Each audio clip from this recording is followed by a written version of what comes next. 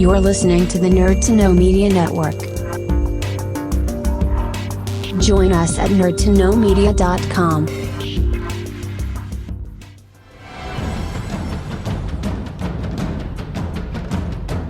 Broadcasting from the Blanchistan Center, this is Phoenix FM. The internet is a communications tool used the world over where people can come together to bitch about movies and share pornography with one another. According to the Nerd Index, you should be upside down in a junior high toilet around the clock. This is your favorite one. We'll do it live. Time goes in, time goes out. Never miscommunication. It's over 9,000. My name is Foxy. The balls are in there.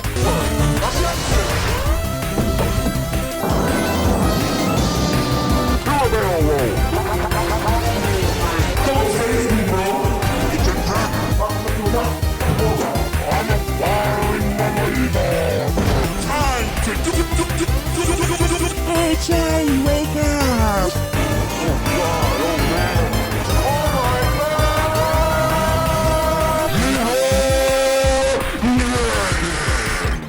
Hello and welcome to this week's edition of the Nerd You Know Basis show, airing on Phoenix 92.5 FM and Spotify afterwards if you're not catching us live. My name is Kieran Calicorn, and introduce yourself, both of you, in alphabetical order. Hey, yo, it's Bryn. Hey, it's Dart. Lovely to have you on the show, guys. We have a lot to discuss this week because we have a new Netflix show that a friend of the show actually worked on, which, you know, will probably never happen again unless Dara is an extra on Vikings or something. We also have big Comicon and video game stuff. I'm very confused by this. It's a segue. It's a segue before we even get going. I have this planned out. Okay, go on. Cuphead out. It's on Netflix. Friend of the show, Keith Byrne, who we had on over November, he was the character designer on it, I believe. I'll double check that. But yeah, that's what he was.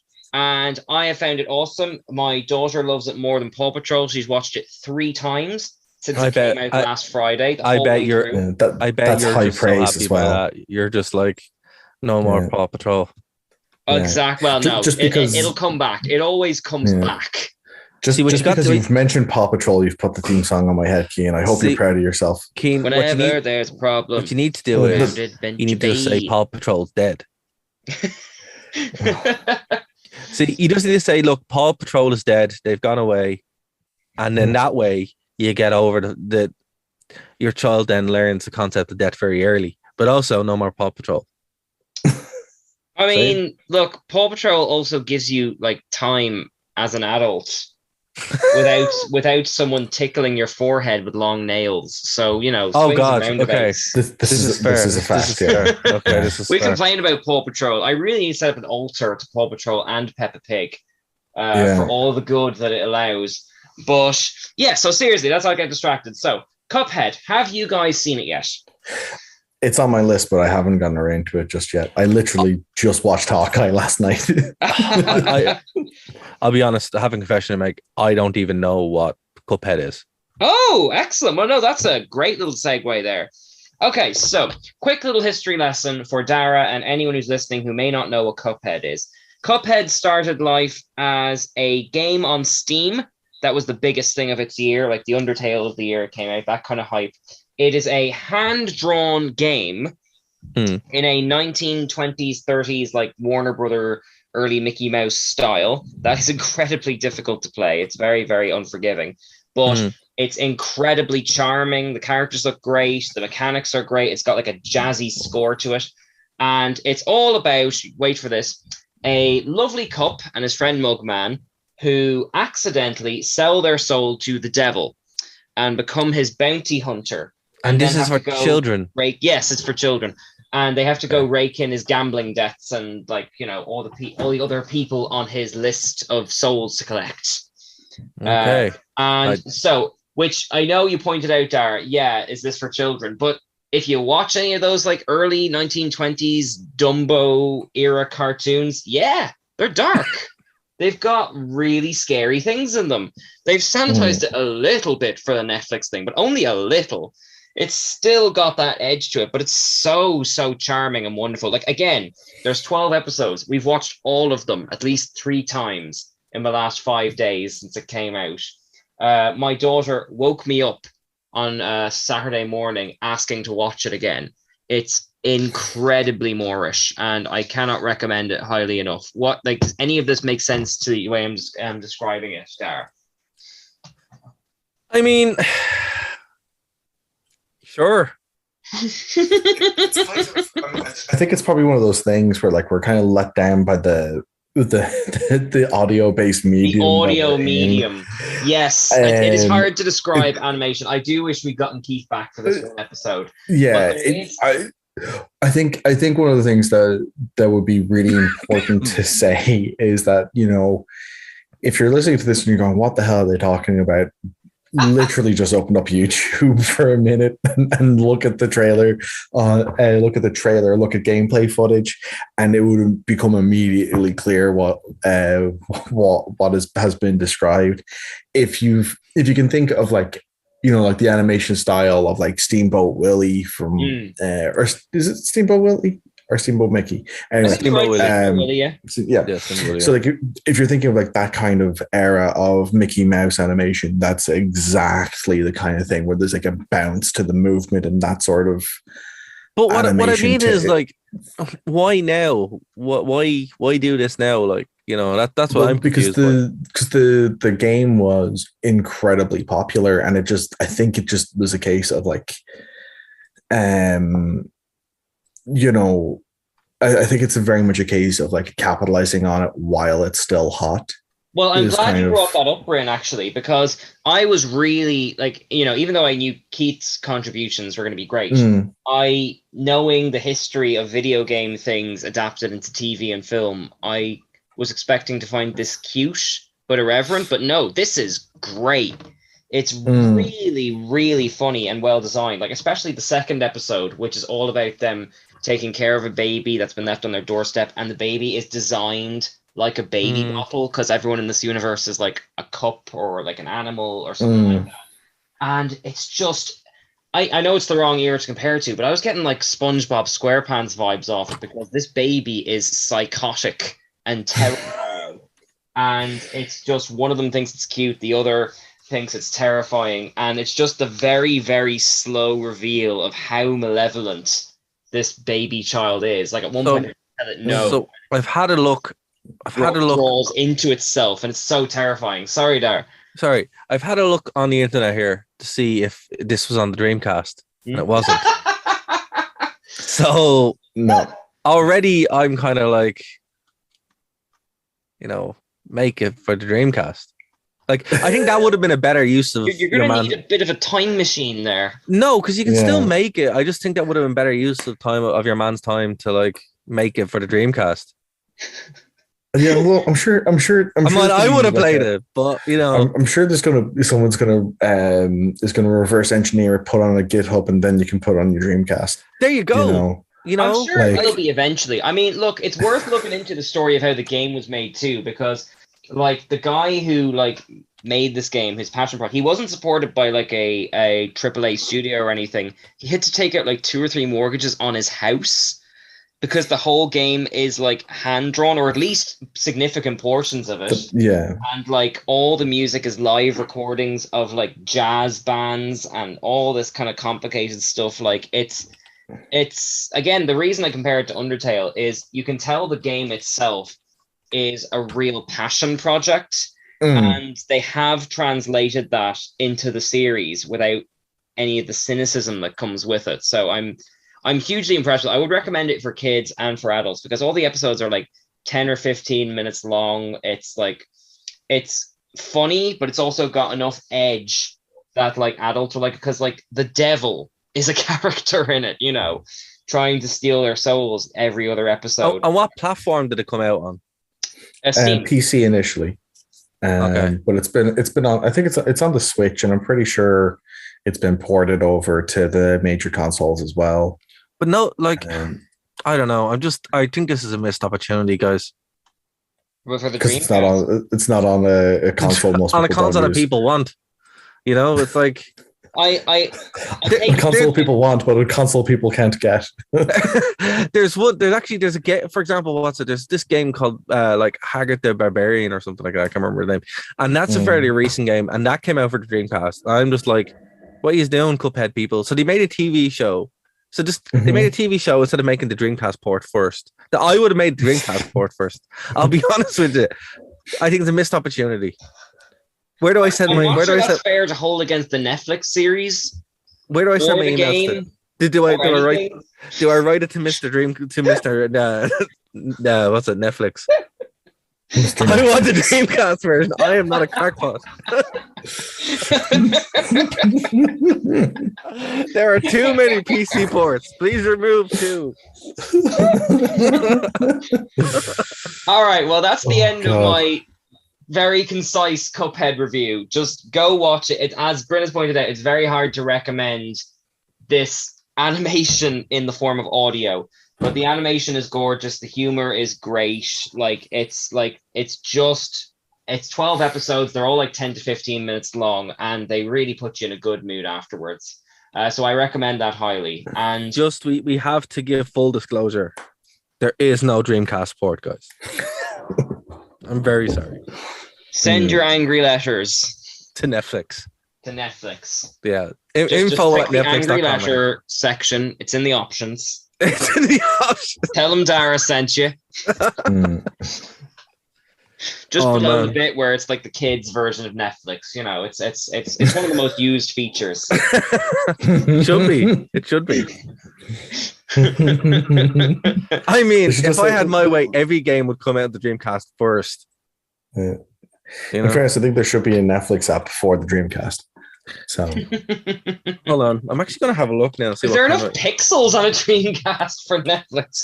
Well, see, here's the thing. It was the first console to have internet connection. So yeah, it'd be you'd be watching it on see like the 8-bit version of like Daredevil and Jessica Jones. Well, see, it wouldn't be 8-bit, man. It was like it was a much more powerful machine than the PlayStation 1. Okay, all right. Yeah. I'm still visualizing like Final Fantasy VII graphics, like something. Well, no, it's a little bit like it's like the outside of SNK's boards or the SNK machine, the Neo Geo. It was like the only real affordable way to actually have like arcade perfect ports in your house. Okay, all right. So and I'm having a look here like on homebrew games. So it has a thriving homebrew port. Like the most recent game came out in 2020, so people are still making games, and that's why I'm like, they missed an opportunity here to really put this on the Dreamcast. This is like you are like Homer Simpson chasing the pig that's flying into the air. This is like Terry and Lisa episode. This is like someone complaining that a new album isn't available on cassette. Hold on a second. Here's the thing. You know what sells a lot? As someone who sells albums on cassettes, you know what people buy a lot of? Cassettes. I don't understand why, but they do. It's like the worst audio format, but I have to sit there and every time somebody orders a cassette, I have to sit there and make them. And literally hit record. And I'm like, these sell, so it's fine. We have VHS coming out soon, and I'm gonna have to sit there and make those myself because you can't get duplications of them. They don't make them anymore. You have to make them at home. So people like it. Don't understand why. I take issue with people. No, the thing about the Dreamcast is, right, it's Volgar the Viking that came out in 2013. So I'm like, that's a new game, and I'm like, and I had it released. Things. We're calling a 9-year-old game new. Okay, well, it's newer than when did Cuphead come? I don't even think I. Actually, that's a good Cuphead question. Is like 2 years old. So when did it come out? More recently than 2018. I'll say that much. 2018, 2019, I think. Okay, well, see, here's the thing. They have less of an excuse. 2017. It's 2017, so less of an excuse. That's 5 years, and you had the pandemic. What else were they doing? They're probably sitting at home doing nothing. It's fine. They could just spin up a dev environment. This man drew a game from hand. What do you mean doing nothing? No, I mean during the pandemic. He just sits there with his indie money, I'm not impressed by it. I'm like, It's man, indie money. I'm like, come on. I've never heard such an oxymoron in my life. How dare this person make a successful game and decide to not do more with their with their success? How dare they? I'm a simple person. All I ask is Dreamcast ports for your game, or else don't show up. Be like, I'm sorry, man, it's not there. Just in my, I want you to get a press pass for like the proper, is it E3 the gaming convention? And for you to rate all these big titles with your like Dreamcast in your hands. I mean, like, come on, you know, we need to get this going. We need to start this campaign now. Dreamcast 2022. Keep dreaming. Oh God. Dream gone. It's not gone. It's still alive. It's still, people are still making games. Listen, if some lad in his room, it's just a little airborne. It's still good. It's still good. If some lad in his room can make a current Dreamcast game, like Mr. Indie Money can make a port. That's all I'm saying. That's all I'm saying. I mean, he could, but he could. He should. Just because he could doesn't mean he should. See, this is why, you know, I'll tell you what. Hashtag Dreamcast port for Cuphead, and then I'll play it. Yeah, I probably won't, but you know, God, but, you know, I mean, it doesn't look like my kind of game, I'll be honest. But you know, I appreciate it all the same. At far, well, it has a lot of bullet hell mechanics in it, which I think you'd really enjoy. Real. I'm surprised you'd actually, because Cuphead looks cute, but when you play it, it's like people have compared it to Dark Souls. It's a very punishing game. Yeah, I mean, it's a punishing game to complete, but it's very much a bullet hell experience. So I think you'd really actually enjoy it. But see, here's the only game on the Switch that I have rage quitted, apart from Kingdom Hearts, because of the internet. Fair. The thing about the Dreamcast is that actually had a lot of bullet hell games. Actually, some of the best games, like Ikaruga, for example, is one of the best bullet hell games of all time, and that's on the Dreamcast, and it's beautiful. And I'm like, you know, Indie Money, they, you know, you could go and make a good attempt at that, you know? I'm like, listen, if Ikaruga can run on my phone, you can play your cartoon game on the Dreamcast, and I have a great time.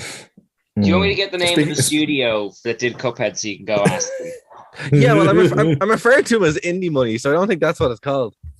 Although that is a good name for a studio. Studio MDHR is the name. I think it exists purely to make Cuphead. My one's better. So Indie Money, listen, make a Dreamcast port of the game. Speaking of things that doesn't run on Dreamcast, Comic-Con is returning to Dublin City. Thank you, Bryn. Actually, we should do like a panel on the Dreamcast. Why you should play the Dreamcast? It's just me talking about it for hours. Oh my God. The captive audience of you've moved on from everything is wrestling. The captive audience of Dreamcast. everyone that isn't there. Recording panels on the Dreamcast. Sorry, what? Are you gonna like record all of our panels on the Dreamcast? Here's the thing: you can actually run Ubuntu on the Dreamcast, so you could actually do it. Yeah. Oh God! I don't think people realize how amazing that bit of technology was. And the thing about it was, the security around it was defeated very early on. So the honor system was there. They just didn't patch it. They're like, look, your lads will be grand. No, people just stole all the games. That's what took it down, because they were too honest. Sega were too honest. They were too pure for this world. They weren't like Nintendo that tried to steal everything from everybody and ruin Sonic. Sorry. I got too. I was going to say you got carried away there, but that ship sailed. I'm pretty sure Sega ruined Sonic before Nintendo got a chance. Sega do what they can. You know, it is what it is. Nintendo just get a free pass, and they shouldn't. You know who should have won the console wars? Sega. We should be saying this is Sega Pokemon, not Nintendo's Pokemon. Everyone should be playing the Sega Switch. Or but Exhibit A, about 90% of the Sonic games in the past 10 years. I mean, the best Sonic game made this century was made by fans. This is true, but it's no Sonic Adventure 2. I don't know what Forces or Mania. Mania. Okay. I don't know what other game other than Pepsi Man that you can actually snowboard down San Francisco. You can only do that on the Dreamcast. Just saying. No, I mean, the Pepsi Man came out on the PS1. Yeah, but Pepsi Man was a rip-off of Sonic Adventure 2. No, it came out before it. It did not. It did so. This is controversial. This is controversial. This is controversial. I refuse to believe that. That can't be true. I feel like I'm Luke Skywalker on the. I know you hear. I'm pretty sure Pepsi Man came out like. No way. Could you at least tell the poor confused listeners what Pepsi Man is before we go down this rabbit hole? So Japan is weird. Japan is weird. We love Japan, but it's very, very weird. And they released a game for the PlayStation called Pepsi Man. So Dara, yes, Sonic Adventure 2 came out in 2001. Pepsi Man was released in 1999. Oh my god! Well, obviously they were fans of the game as it was in development. It took cues from Pepsi Man. Exactly. Pepsi Man is Pepsi Man is a fantastic game. It has the best theme song committed to gaming ever. Again, take some time, go on YouTube, and just listen to the amazing funk band sing Pepsi Man over and over again. I can't believe that this level is exactly the level that's in Sonic Adventure 2. Yeah, I know. Oh my god. Well, there you go. Look, great. Look, a good idea is a good idea. Fair play to Sonic for making game recognizes game. Exactly. You know, that's what it is. It's all good. But Pepsi Man is great. It's the hero we deserve, but not the one we need right now. But that's probably also another thing we can do as a panel one day at a con. But so like the Dublin Comicon is coming back on the March 13th weekend. Is that right? The 12th and 13th, yes. Yes, it is. It's going to be fun, everybody. I am surprised that we're actually getting this so soon. I suspect the Comic-Con organizers are probably surprised too. But everything kind of sorry for interrupting you there. Everything just came back immediately. Yeah. Everything. It's like there was I don't trust it, frankly. I'm glad I'm wearing a costume that has a mask built into it. Well, look, I just had COVID. So my super immunity's there. So I'm going to be licking the walls. So it'll be fine. So, I'm going for a couple of months. I don't think that's how it works. Yeah. Also, Dara, you say that, Mr. but Burns thinking you're indestructible. Indestructible. Yeah. Also, Dara, you forget. It's been so long since you've been at a con that you forget how you are when you're there, and you realize that you're surrounded by people that you're like, nah. These people haven't showered. They haven't washed. This is a fair point. This is not a good time. I will have to say, look, I love Comic-Con. I do, but 3:00 when the sun hits and you're stuck on the stairs is probably the worst smell you'll ever smell. Well, that's what the quiet rooms are for. Can I actually just kind of for anyone who hasn't attended Comic-Con or maybe knows what it is but hasn't gone, the DCC is great fun. On the first floor, there's loads of shops and stalls from local Dublin vendors. You can get nerdy things.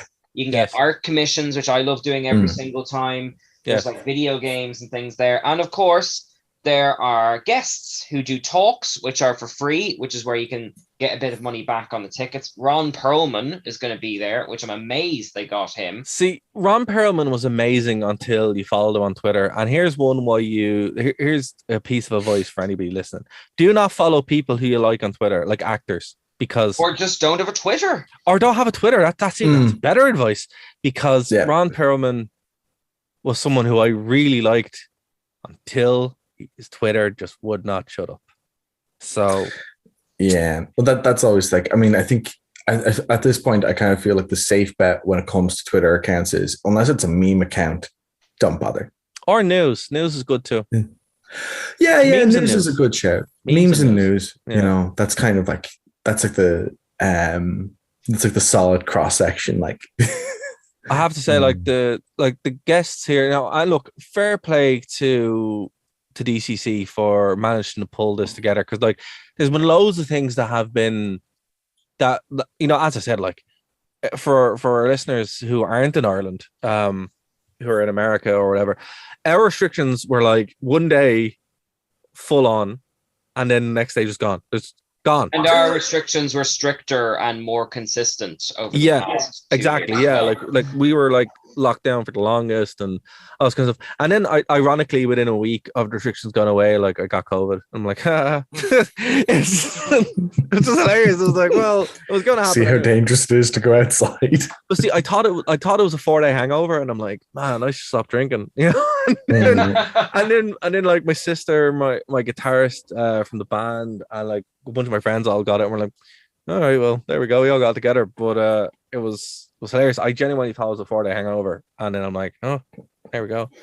But so look, going outside is kind of scary. So, but if it's any consolation, at least the stuff is coming back. But when it came back, it was just like, whoa, everything's back. And like even from doing shows and gigs, like literally the Friday, everything was locked down. Well, not locked down, but it was like cinemas were closed at like 8 o'clock. It was ridiculous. It was crazy. And then on the Saturday, my phone starts exploding with gigs. Literally, like the minute it's gone, it's like gig, and you're like, oh wow, okay. So, and then we got the announcement that DCC was coming back. And Keen, you were saying that like there was a lot because you have obviously connections with Geek Ireland and the folks that run Comic-Con and do a great job doing so. You were saying that like there's a Comic-Con in England the same weekend? Scotland. Yeah. Because the one I wanted to meet, nothing against the DCC guests, was the actor who plays RoboCop. Yes. He was. class, I could understand him not coming back now because the 2020 Comic-Con was cancelled at such short notice. That I can understand you getting annoyed, but like I don't think. But yeah, he's gone to the Scotland one at the same weekend, which I'm gutted to miss him. But actually, I do want to say they did get really good guests. They've got the voices of Pinky and the Brain, who I'm dying to hear do because even if you don't meet them, I'm sure their talk would be a blast. Who's that? They got Maurice LaMarche and Rob Paulson. They've got. I haven't seen The Walking Dead, but Chandler Riggs and Michael Colditz, they're there. Cool. These two villains from Better Call Saul, these like twin brothers, they're going to be there. Oh, wow. This is actually pretty... Kevin McNally, Mr. Gibbs from Pirates of the Caribbean. I'm a huge fan of his. He's a proper actor. I'm dying to meet him. Some like authors like Sam Maggs and that kind of stuff. And there's loads of really good people. So especially considering they organized it in such a hurry. I'm hugely impressed. It would have been an achievement even if they'd gotten it together without guests. So I'm doubly impressed that they've done as much as they have. Do you think it was a case that they were probably just waiting for the restrictions to lift so they could just start announcing stuff? Oh, almost certainly. I mean, we were supposed to get it's an ongoing conversation thing, I suspect. We were supposed to get the actor from The Mandalorian in the August one last year, and I'm assuming that's fallen through because he's probably filming a Star Wars right now. Probably Star Wars. A Star Wars. A Star Wars. There are many Star Wars now. This is the world we live in. But yeah, so I'm very, very excited to go to the talks. We don't have a panel this year, unfortunately. No. But I'm excited to go around. My family will be dressed up as the Bad Batch, complete with my that's great. Very forgiving 2-year-old daughter dressed as Omega. At least forgiving for the moment. She doesn't know. She doesn't know. She'll find out. She will learn. So yeah, I'm excited to get back and just, even if it's just walking around the shops, this has been something in kind of our lives and in our communities that we've really missed. This has been kind of a thing that that lockdown has really hurt us on, because it's kind of, you kind of structure your year around these big cool nerdy events. Is this something is Comic-Con something big in your life, Dara, or is it just kind of pass you by? It's always a bit of crack, to be fair. I'm having a look at the panels here and they look all right. I'm sad we're not getting a chance to do it this year. This time around. I think, if people do go, the panels are always pretty fun anyway. You get to kind of get different flavors for certain things, and there's some all right ones there that I'd probably be interested in going to. But DCC is always a lot of fun. I've said that my favorite panel are usually the smaller ones. I really like J-Con, and I really like KazukaCon down at Cork. I think they're that's probably the best one you can go to. But if you've never been to a panel or, you know, guests or whatever, and you're like, this whole Comic-Con thing is a bit weird. And look, to be fair, it can be, but it's also super fun. You know, the weirdness is kind of fun. Like, I always enjoy when you're, you know, when you're walking, the closer you get, the more like out of place cosplay you see. Like someone is at a bank machine, or someone's getting like coffee. Oh, I love the stretch up from O'Connell Street. Yeah, and the closer you where you just see like characters from Moana walking alongside like bounty hunters from Star Wars. No. Like, that's entertaining, right? But I mean, like, early on, where you're further enough away that it just doesn't make any sense, and then the closer you get, you're like, here we go. And then I see what you mean. Yeah. So like, I like to randomly outplace someone who's at a bank machine in O'Connell Street, or someone who's getting a coffee in the Starbucks on the way down. Like, it's someone in a full scarecrow costume eating a boojum. Yeah, you know? Yeah, no, it's hilarious. Like, it's so funny. Actually, there's like a Rockets right opposite the convention center, which is great crack, because you see like the Disney princesses like having chips with, like, I don't know, Predator or something like that, you know. But like, what I mean is, even if you're not into the panels, even if you're not into the guests, it's still a fun. And look, for a long time, I didn't even do panels. I didn't even go to them because I just didn't even know they were a thing. I just went because I liked the atmosphere of the place, and also you get some good deals, a lot of good traders there as well, and sometimes there's some good guests there as well who you might not get to meet elsewhere. Now, what I would say about this one specifically, even if the guests aren't your taste, it's still amazing that's happened. Even if the panels aren't your taste, it's still amazing that they put it together. And I would say, look, these folks at DCC did this in a very short space of time. And also, you know, if we don't support it, they're not going to make their money back. So it's your duty to support this.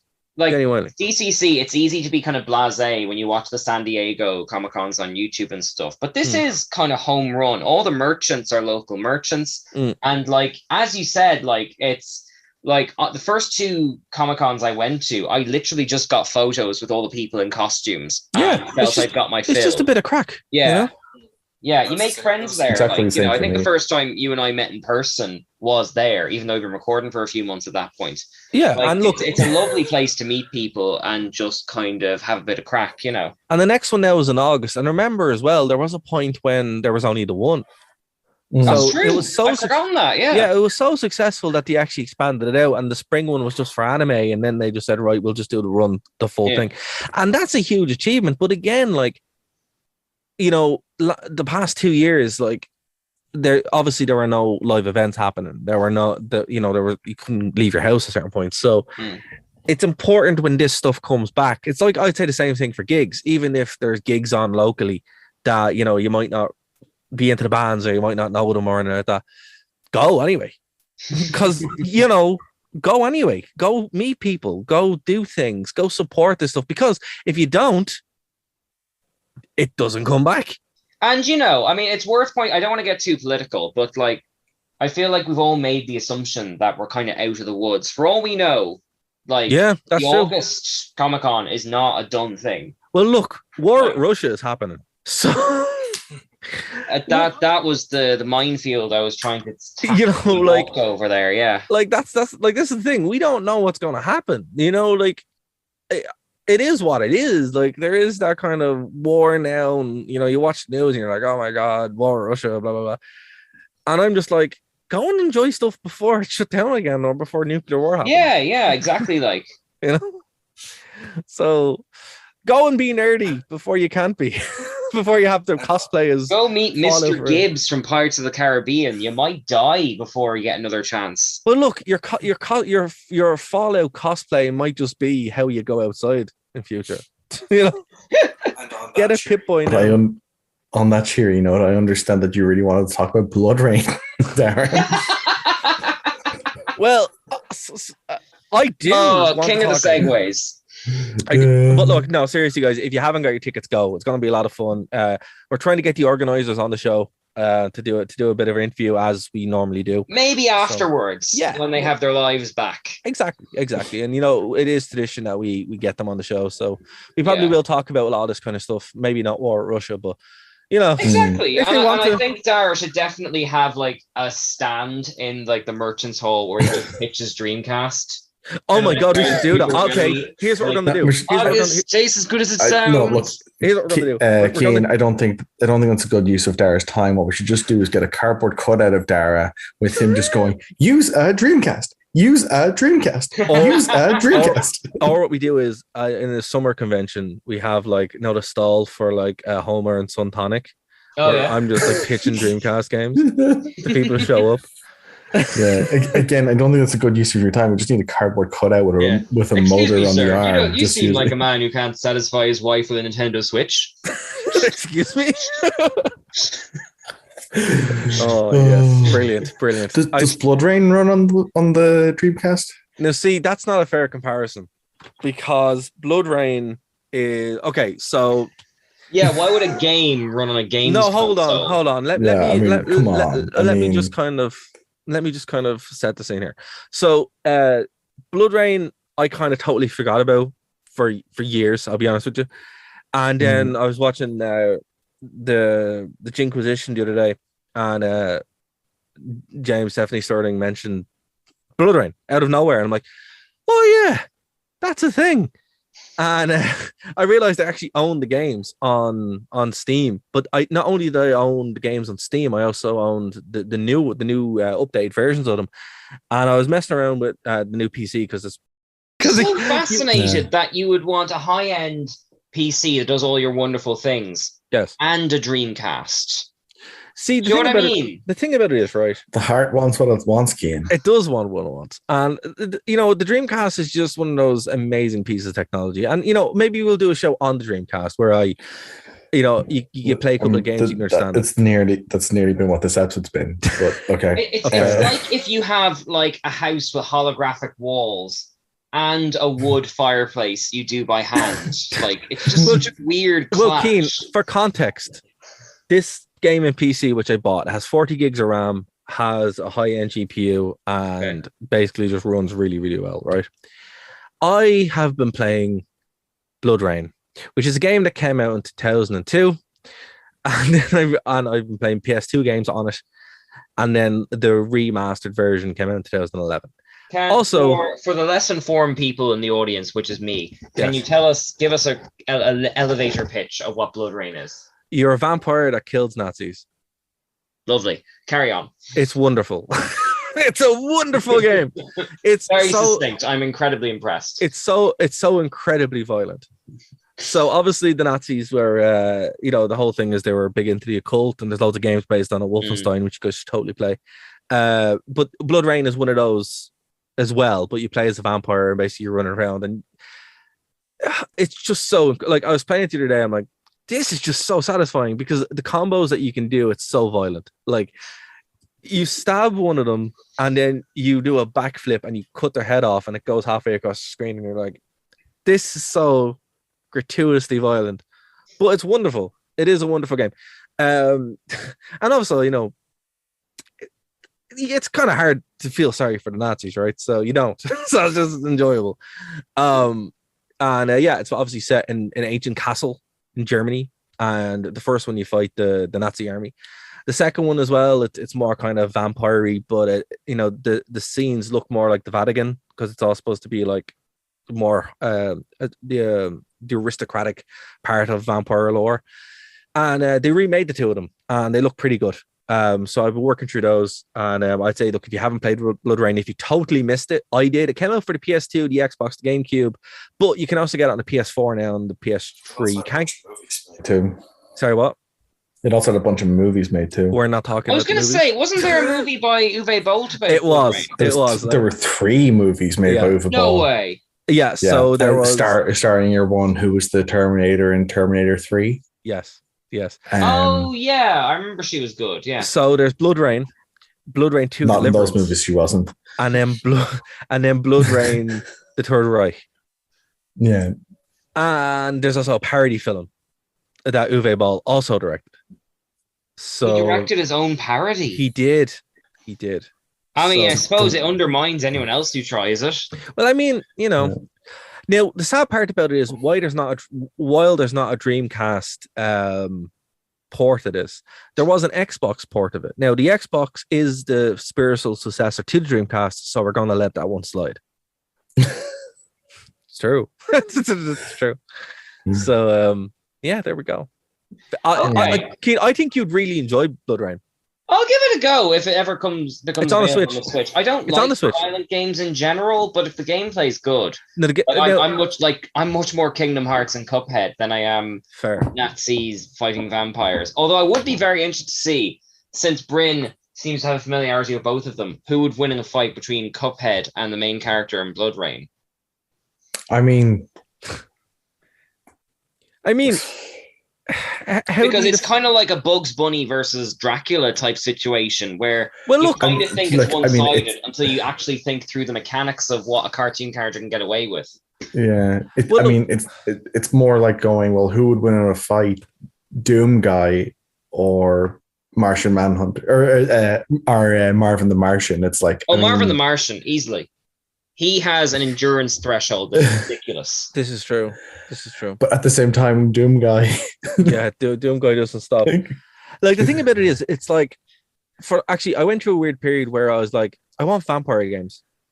And when you think about it, there aren't like a wide variety of vampire games. That's why you were talking about. Were you talking about Blade 2 a week or two ago? Yeah, I was. Yeah, like I just really like vampires. And after the PS2 era, they kind of stopped, didn't they? Yeah, and you're just kind of sitting there going, and you forget you like vampires so much, and you're like, oh yeah, vampires are rad, and then you're like, I want to play as one, and you can't. So like, speaking of a game that I go back to, I play Vampire. Like, the first thing I do when I get a PC or when I fix someone's PC or whatever is I just install Vampire the Masquerade. So if I ever fix your PC, you're going to get a copy of Vampire the Masquerade. I see. So this is like when you install iTunes and there's like an album by U2 just sitting there. There's just Vampire the Masquerade turns up. Yeah, and what I'd say, if you haven't played that game and you're like, what the hell are you talking about? I'm like, oh, buy it. It's on Steam. Do not buy it on Steam. Buy it on GOG because the Steam version is broken. You have to buy it on GOG because they actually have the patched version. So do not buy Vampire the Masquerade on Steam. Also, GOG's one doesn't have DRM on it as well. Correct. So buy your games from GOG. GOG is great. Unless you want to play games on Linux, and then don't use GOG because they just, for whatever reason, do not want to port stuff to Linux. I don't know why you have that battle with Linux playing games. It's the only time I'll go to the evil. By the way, Windows 11 is fine. Yeah. It's great. But it's great. It's bizarre. Like, I don't really get why. Like, I mean, like, it's really funny because like GOG has a community request section where you can go, well, what's the community want? The top 3 requests are to make GOG Galaxy available on Linux. The top 3 ones are. Can you not just run it via Wine? Like, you can, but it's just like because of like the huge strides Steam have been making with Proton. Yeah. There's a huge thing of people going, I don't really want DRM, so I don't want to use Steam, but I want you to, So folks, one of the major selling points of Linux is that it's open source. So it's deeply ironic to use DRM.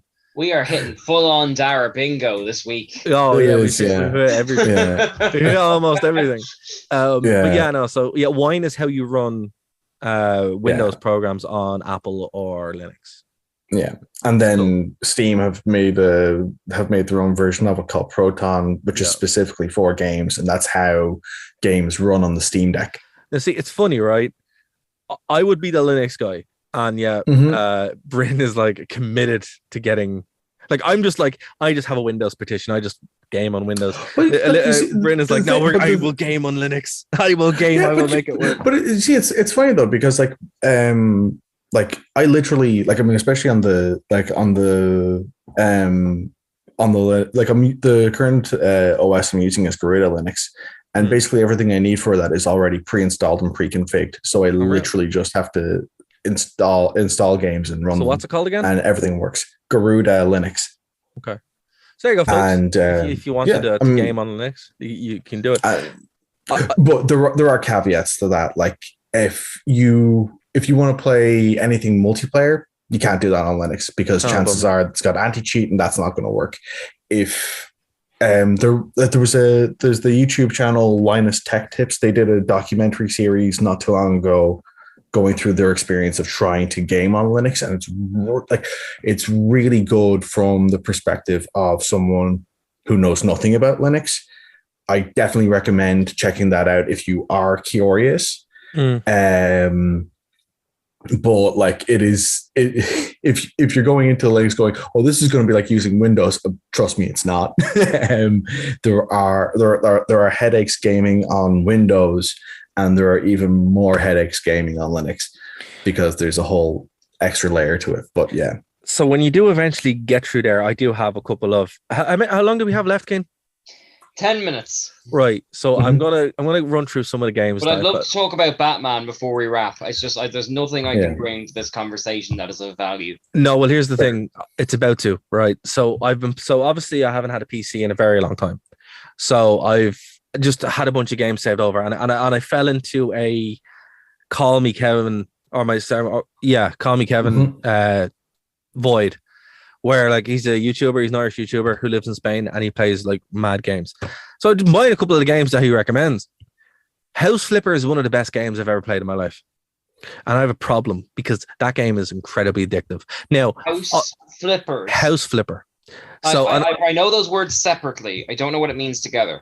So there are these. So I really like simulator games, right? Right. And the two I have here are Internet Cafe Simulator 2 and Police Simulator and Euro Truck Simulator.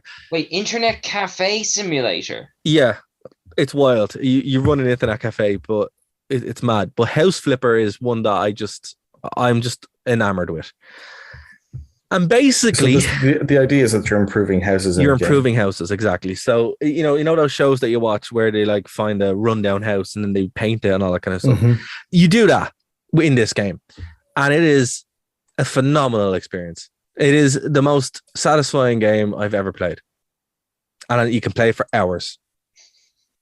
And you do stuff like you repaint the walls, you put up walls, you pull down walls, you can like fix light switches, you put in toilets. I know I'm not making it sound very appealing, but it's just something incredibly satisfying. So look, I mean, we played The Sims. I get it. Yeah, it feels like The Sims, but you're actually doing the work. Like you walk in and like it'll be this, house covered in urine and blood and cans everywhere. And this escalated quickly. No, this is how it starts, and then you'd have to like clean the whole place up with this magic mop, and basically go to the Twitch channel if you haven't. Speaking of someone who's actually moving into an unfurnished house, why would you do this for fun? These are the questions that I ask on my Twitch stream, where I actually I'm asking you. I don't know. I don't have to answer. It's very satisfying. I think it's like. I mean, have you ever watched videos of people doing specific kind of cleaning techniques or whatever? No. Like a normal person? No, but it'd be interesting to hear about it. Yeah.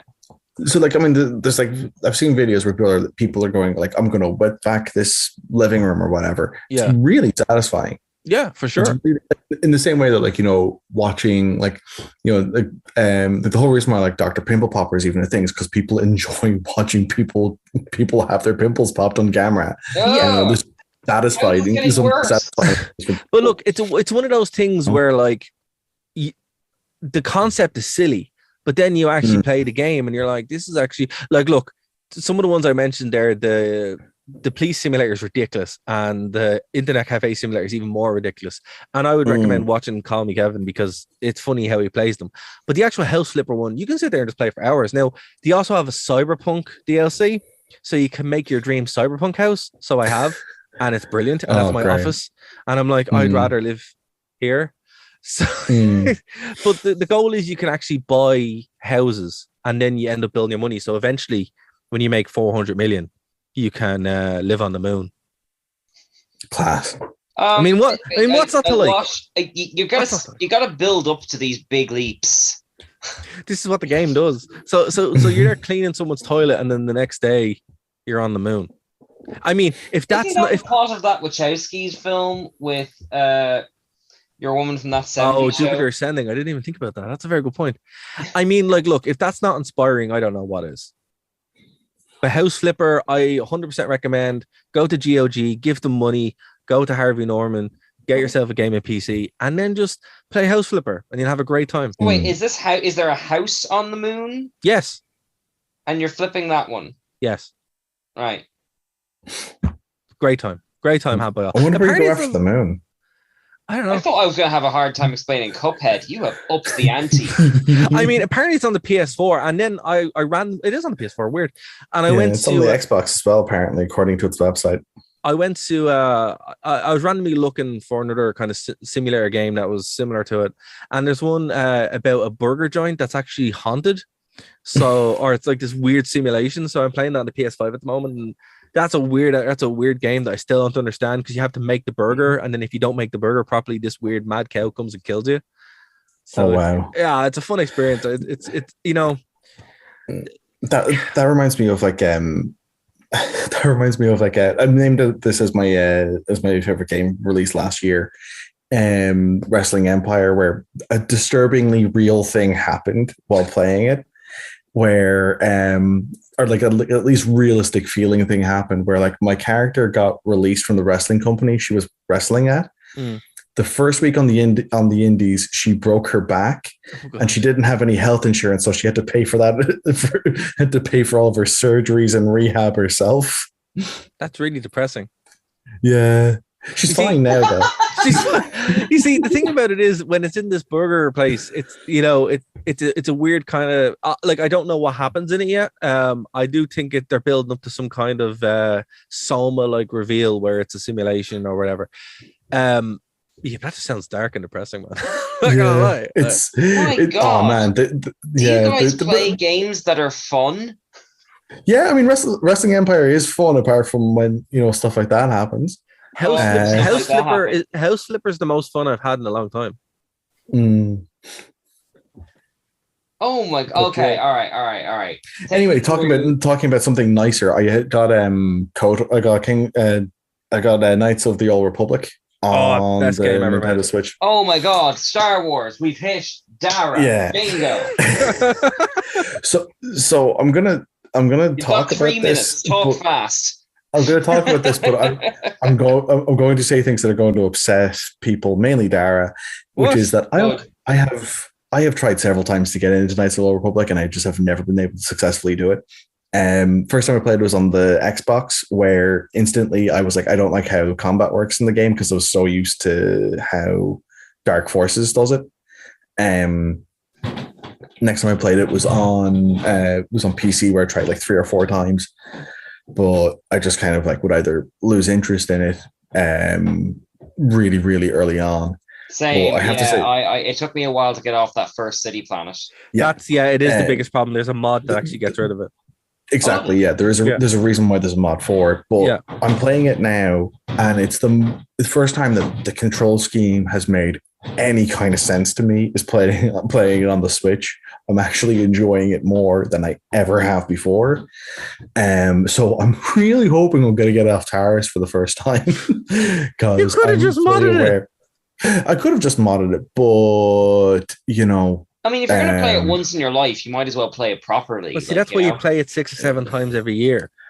Yeah, but you see, like I couldn't even bring myself to. I couldn't, but that's the thing. Like, I mean, mods are for like multiple playthroughs. When you can't even do one, that's the problem. Yeah. But yeah, like anyway, I'm really enjoying it now. I'm hoping I'm going to actually get through the story, because I am aware of how well touted it is, even though, at least in my friend circle, people prefer the second one. Yeah, no, I'm actually, you know what? I'm the same. I actually prefer the second one. Like, it's the one I have it on my desktop here. It's the one that I actually play all the time. I'm actually modding it at the moment, because it is a better game. It's just not finished. That's why you get the restored content mod, and you're good to go. One of the things my friend was saying was that it's one of the few Star Wars games where it makes more sense to play a Sith because of how terrible the Jedi are in it. Oh yeah, like here's the thing, and it's a shame. There's a great YouTube video called "The Philosophy of Kreia." It's 4 hours long and talks about why Kreia is right, and it goes in. And also, there's another YouTube video that compares KOTOR 2 to the last Jedi, and the repulsive. Oh, really? Yeah, the repulsive movies of the sequels, and explains that that's how you actually invert Star Wars. That's how you subvert expectations. So that's what KOTOR 2 does. It's so good. It's so good, and I wish we had an hour to talk about it, but we don't. And I feel cheated, guys, because you knew that all we talk about would be Star Wars if we mentioned it. You wait until 10 minutes where we could just talk about. I mean, look, I don't think we're gonna break any hearts over the sheer amount of Star Wars conversations on our channel. I know, but it's very rare that it's positive. It's usually I hate I hate J.J. Abrams. That's usually what it breaks down to. It's best to end on that positive note because we are just out of time, unfortunately. Disappointing. If we'll turn this into an ongoing series, if Bryn has stuck with KOTOR into next week, we'll find out where the saga goes. But unfortunately, we are just out of time, so I'll go alphabetical order. Bryn, do you have anything to plug? No. That's honest.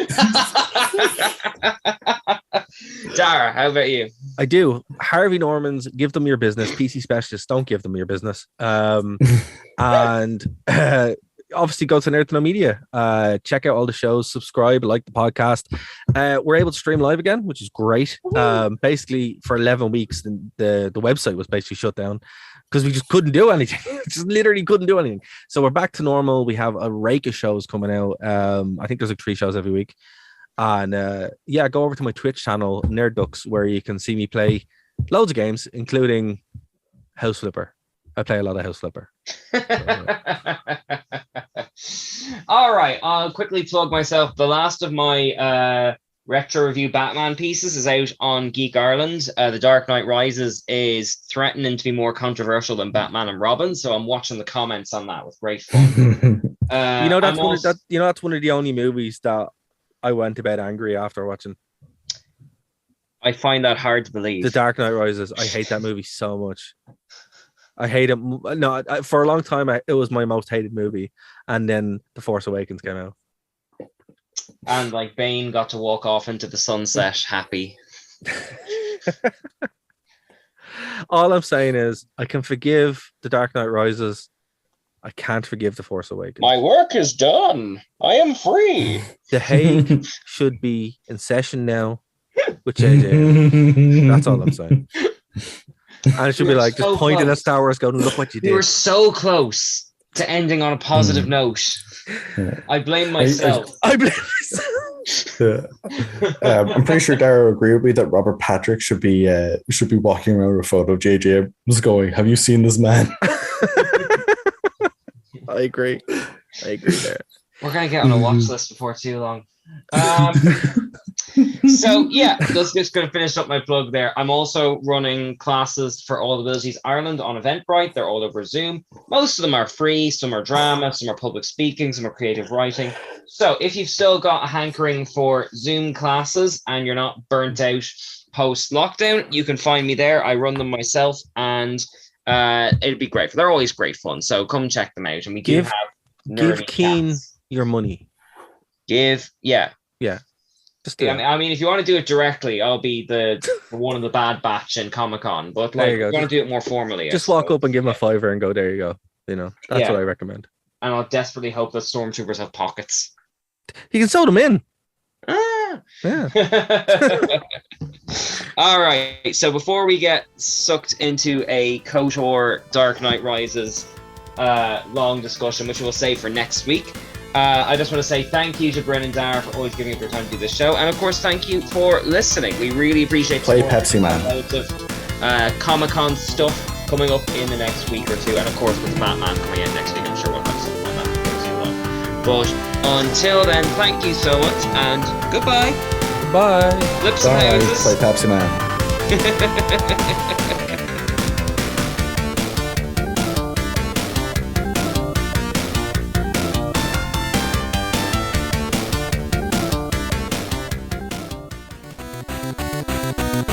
Thank you for listening to a Nerd to Know Media production.